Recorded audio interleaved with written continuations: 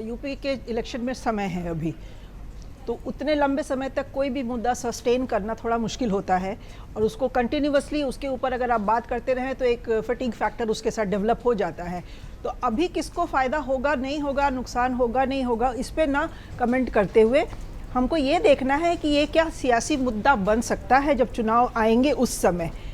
तो ये तो है, इस लग तो रहा है कि ये सियासी मुद्दा तो बन गया, धर्म से उसको अब चर्चा उसकी हटके सियासत पर आ गई है। पॉलिटिकल पार्टीज अपने अपने हिसाब से जिसको जो सूट कर रहा है वो बयान दे रही हैं। चूँकि समाजवादी पार्टी पहली पॉलिटिकल पार्टी थी जिसने कि इस पे बात करना शुरू किया, इसको पब्लिक डोमेन में लेके आई, तो समाजवादी पार्टी अपनी तरफ से मुखर होकर इस पर बोल रही है, और मुझे लग रहा है कि उनका ये मेन एक टॉकिंग पॉइंट होगा जब भी इलेक्शन होंगे। फ़ायदा उनको कितना होगा इसके लिए अभी थोड़ा प्रीमेच्योर है, जैसा मैंने कहा, मैं अभी उस पर बात नहीं करूँगी। लेकिन नुकसान थोड़ा बहुत बीजेपी को लगता है कि डर है इस वक्त, इस पॉइंट ऑफ टाइम पे, कि उनको डर तो ज़रूर है कि कहीं ऐसा ना हो कि नुकसान हो जाए।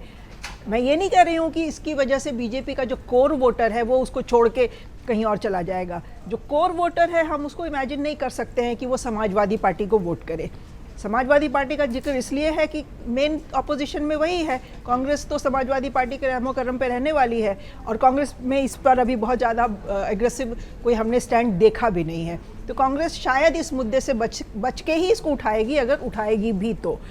समाजवादी पार्टी को बीजेपी के नुकसान होने से फ़ायदा हो जाए, ये संभावना मुझे कम लग रही है। और नुकसान जहाँ तक बीजेपी का सवाल है, थोड़ा बहुत जो उनके फ्रिंज वोटर होते हैं जो कि हिंदुत्व से थोड़ा सा इन्फ्लुएंस हो जाते हैं, और फिर उसमें बाकी मुद्दों को ऐड करके अगर वो बीजेपी के लिए वोट करते हैं, तो शायद उसमें 1-2%, 3% की इधर उधर सवर्णों की बात कर रही हूँ, या इवन ओबीसी, बहुत बड़ा तबका ओबीसी का बीजेपी को सपोर्ट करता है। तो सिर्फ भक्ति के मामले वजह से जो नहीं जुड़े हैं, जो कि बहुत सारी चीज़ें देखते हैं, सत्ता में भागीदारी देखते हैं, आगे आने वाले समय में अपने बच्चों का अपना राजनीतिक भविष्य देखते हैं, तो वो तबका हो सकता है थोड़ा सा मायूस होके अपना सेकंड ओपिनियन बनाने लग जाए, सेकंड थॉट्स उसको आने लगे। लेकिन बहुत बड़ा डैमेज मुझे बीजेपी को होता है नहीं दिखाई दे रहा है। वो इसलिए कि मंदिरों में चढ़ावा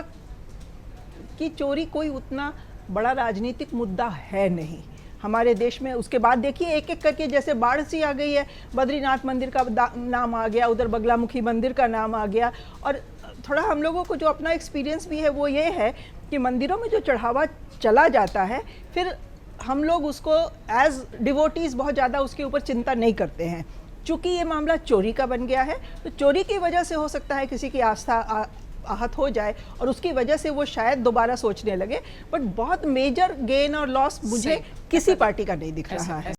अगर आप ये वीडियो YouTube पर देख रहे हैं तो हमारे चैनल को सब्सक्राइब कर बेल आइकन दबाएं, और Facebook पर देख रहे हैं तो हमारे पेज को लाइक करें।